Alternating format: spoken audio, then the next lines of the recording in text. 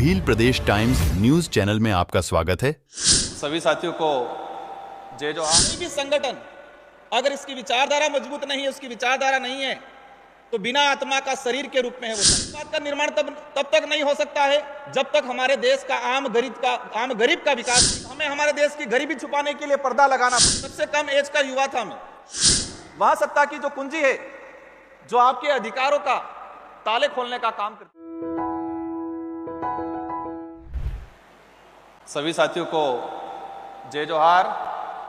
आज भारतीय छात्र संसद के इस कार्यक्रम में हमारे मंच पे विराजमान हमारे हिमाचल के स्पीकर साहब, एमपी साहब और युवाओं के लिए एक प्रेरणा माने जाने वाले जेएनयू के हमारे लीडर भाई कन्हैया कुमार जी और साथ ही इस MIT के अंदर अध्ययन करने वाले देश के कोने कोने से, विभिन्न राज्यों से, विभिन्न समुदायों से यहाँ पर जितने जो छात्र हैं, और विशेषकर मैं पिछली बार जब MLA था उस दौरान आया था और राहुल जी के पिताजी से मेरी मुलाकात हुई थी और उनसे मैं काफ़ी प्रभावित हुआ था। तो आज शायद किसी कारणवश बिजी है, यहाँ पर नहीं आया, मैं आया तब मैंने उनको सबसे पहले याद किया था, क्योंकि उनके जो पुत्र है राहुल जी ने ये एक मंच दिया। देश के अंदर काफ़ी बड़ी बड़ी यूनिवर्सिटियां हैं, संस्थाएं हैं, लेकिन MIT ऐसा है कि जिन्होंने एक नयापन लाए। MLAs का देखें, सरपंच सांसद देखें, महिलाओं के लिए, और आज ये जो कार्यक्रम आयोजित कराया जा रहा है, आपके विचारों को हम समझें, हमारे संघर्ष को, हमारा राजनीतिक कैरियर और हमारी आइडियोलॉजी, उसको आप समझें और हम सब मिलके हमारे देश के लिए, आने वाली जनरेशन के लिए क्या करें। आज का जो विषय है, हमारे देश के अंदर राजनीतिक जो विचारधाराएं हैं और विचारधाराओं से संगठन, राजनीतिक पार्टियां चलती है।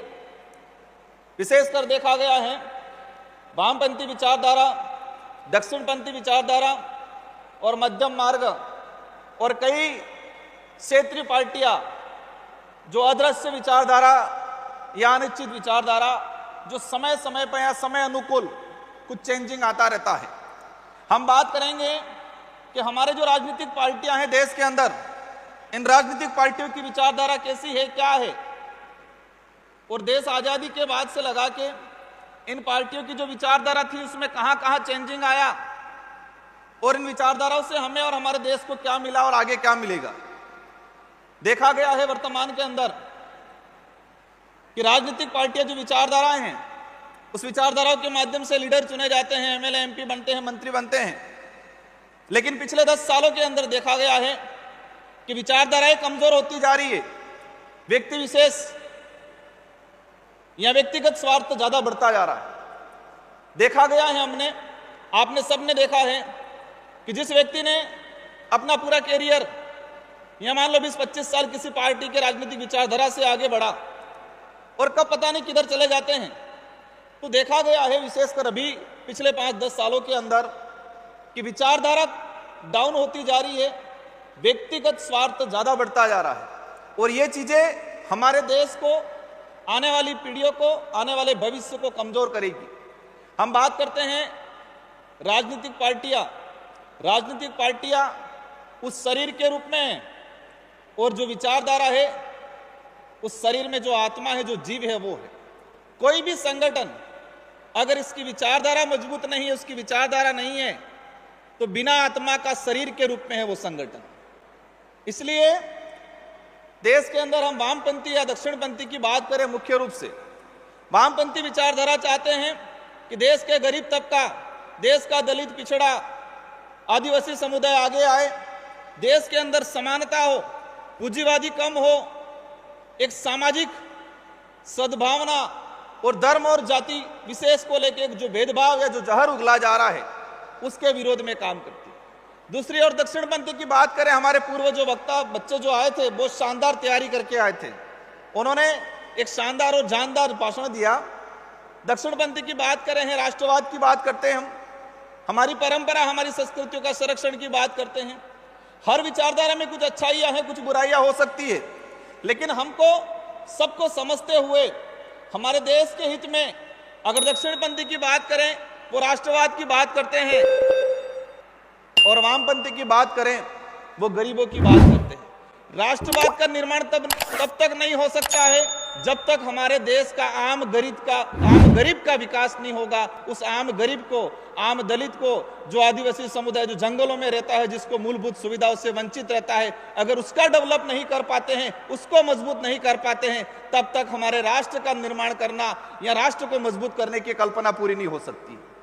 इसलिए हमारा देश उस दिन मजबूत होगा, हमारा देश उस दिन विश्व गुरु पूर्ण रूप से माना जाएगा जिस दिन हमारा देश का प्रत्येक पिछड़ा दलित आदिवासी जो जंगलों में, जो पहाड़ों में आज 2 वक्त की रोटी के लिए तरसता है, अच्छी एजुकेशन के लिए तरसता है, अपने इलाज के लिए तरसता है, उन लोगों तक हमने सुविधा पहुंचा के उनको अगर मजबूत नहीं किया तब तक हमारा देश मजबूत नहीं हो पाएगा।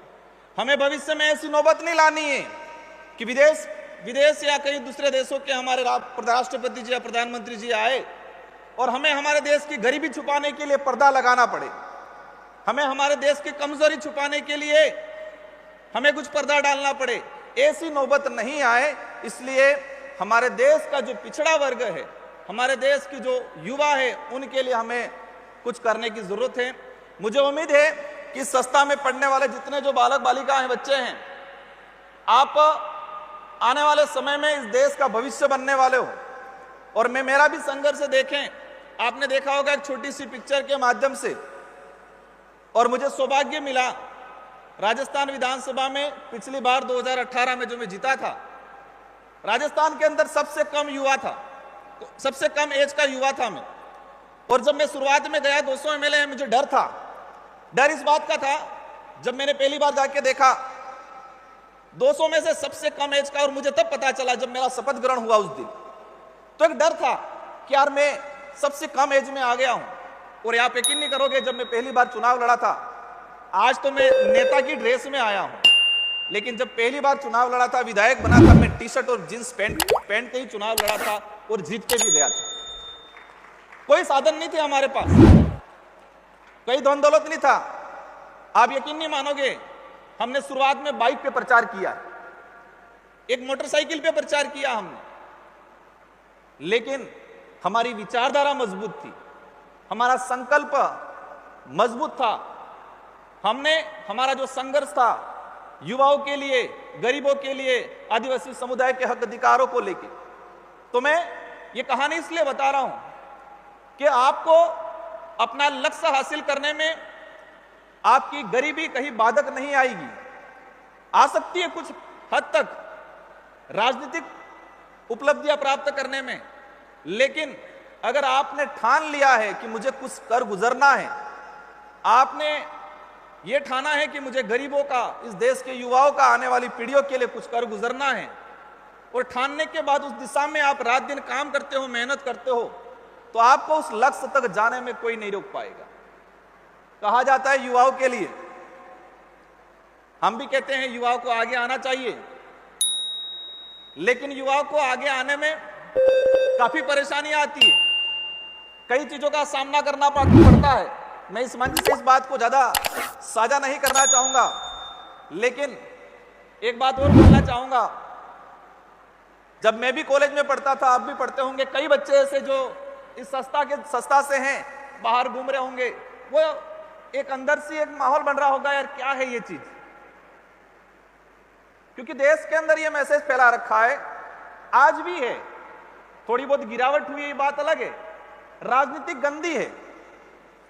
ये सुनने में आता है अधिकतर कि राजनीति गंदी होती है, और उसी बात को हमारे युवा ये समझते हैं, हाँ राजनीति गंदी है, और राजनीतिक से दूर रहते हैं।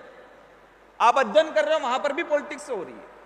आप समाज में कुछ प्रतिनिधित्व कर रहे हो, समाज का कुछ मुद्दे को लेके, युवाओं को मुद्दों को लेके आगे कर रहे हो, वो भी पॉलिटिक्स है। पॉलिटिक्स तो कोई गंदी नहीं होती। कई अंबेडकर जी ने विशेषकर कहा है, उसके अलावा कई लोगों ने कहा है कि राजनीतिक वहां सत्ता की चाबी है राजनीतिक वह सत्ता की जो कुंजी है, जो आपके अधिकारों का ताले खोलने का काम करती है। इसलिए आप सबको ये मन में रखना है कि राजनीतिक गंदी नहीं है। युवाओं को राजनीतिक में आने की सख्त जरूरत है, और विशेषकर पढ़े लिखे युवाओं को।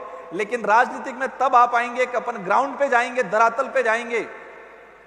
हम यहां बैठ के, एजुकेशन भी जरूरी है, लेकिन एजुकेशन के बाद आपको कुछ समय आपके फील्ड में देना है, उस गरीब की पीड़ा को समझना है। हमने पार्लियामेंट में बैठ के, यहाँ सदन में, विधानसभा में बैठ के जो योजना लागू कर दी है, उस गरीब को उस योजना का प्राप्त करने के लिए कितने पापड़ बेलने पड़ रहे हैं, उस बात को समझना पड़ेगा। जाके उनकी पीड़ाओं को समझना पड़ेगा, उनकी जरूरतों को समझना पड़ेगा, उनकी भावनाओं को समझना पड़ेगा, और फिर हम राजनीति में कदम रखेंगे तो आप कभी असफल नहीं होंगे। आज देश के इतिहास में जाते हैं, आजादी से पहले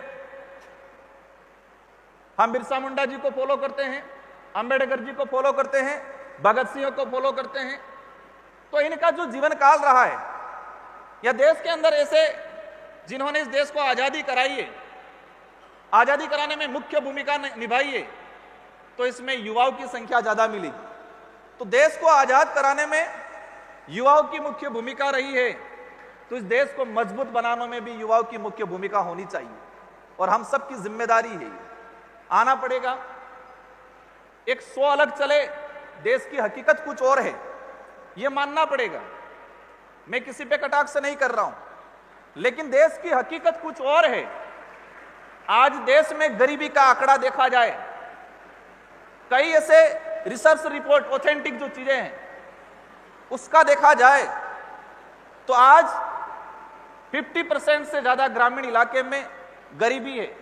अगर गवर्नमेंट वो स्कीम बंद कर दे तो आज भी कई परिवार ऐसे जो 2 वक्त की रोटी के लिए तरसते हैं।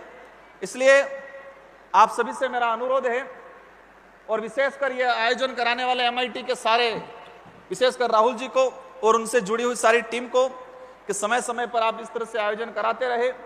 अलग अलग आइडियोलॉजी वाले, अलग अलग क्षेत्र के लोगों को बुलाएं, हमें भी बुलाएं, और हम भी कुछ सीख के जाएंगे। और हमारी जो बात है, हमारे जो विचार हैं, हमारे जो उद्देश्य है, वो आपके बीच में रख के जाएंगे। और इस देश को बचाने में विचारधारा भले कुछ भी हो, लेकिन लक्ष्य एक ही होना चाहिए कि इस देश का गरीब व्यक्ति मजबूत बने। इस देश के अंदर जो कुरीतियां हैं, धार्मिक विविधता है, वही हमारे देश को मजबूत बनाती है। लेकिन धार्मिकता के आधार पर देश में नफरत नहीं फैलनी चाहिए। सांस्कृतिक विविधता है, वही हमारे देश को मजबूत बनाती है, लेकिन सांस्कृतिक और जातिवाद के हिसाब से नफरत नहीं फैलनी चाहिए। अपनी अपनी आइडियोलॉजी, अपनी अपनी धार्मिक पूजा पद्धति, अपने अपने कल्चर होना चाहिए, लेकिन हमें सामने वाले का भी सम्मान करना है, उसकी संस्कृति, उसके धर्म का भी सम्मान करना है। ये भावना आएगी, ये देश मजबूत बनेगा। इन्हीं शब्दों के साथ पुनः पूरी टीम को और सारे जो मेंबर्स हैं, हमारे जो मुख्य अतिथि चेयरमैन साहब, आप सभी का आभार, और सारे युवा साथियों को। मुझे कई बार पूछते हैं कि आपका एजुकेशन या आपके आइडल कौन रहे, तो मेरे इस करियर के अंदर देखा गया है कि मेरी वो यूनिवर्सिटी है, वो संघर्ष की यूनिवर्सिटी है, और मेरा आइडल भी मेरा संघर्ष ज्यादा रहा, ऐसा लगा मुझे, क्योंकि जीवन में संघर्ष किया बहुत कुछ, और वही संघर्ष आज इस मुकाम तक पूरे देश के अंदर, संसद के अंदर, मुझे पूरे देश के आदिवासी समुदाय, दलित, पिछड़े युवाओं, आप सबकी आवाज रखने का, आप सबकी आवाज बनने का अवसर मिला। और इस उम्र में मुझे 2 बार विधायक और 1 बार सांसद बनने का अवसर मिला। तो मैं मेरे निर्वाचन क्षेत्र की जनता को, आप सबकी तरफ से, इस मंच की ओर से मैं धन्यवाद देना चाहूंगा। और मैं कोशिश करूंगा कि मेरे निर्वाचन क्षेत्र के साथ साथ आप सबकी, पूरे देश की गरीबों की, दलितों की, पिछड़ों की, आदिवासियों की आने वाले भविष्य की आवाज बनो। इन्हीं शब्दों के साथ धन्यवाद, आभार। जय जोहार, जय संविधान, जय Bharat. Subscribe now and press the bell icon. Never miss an update.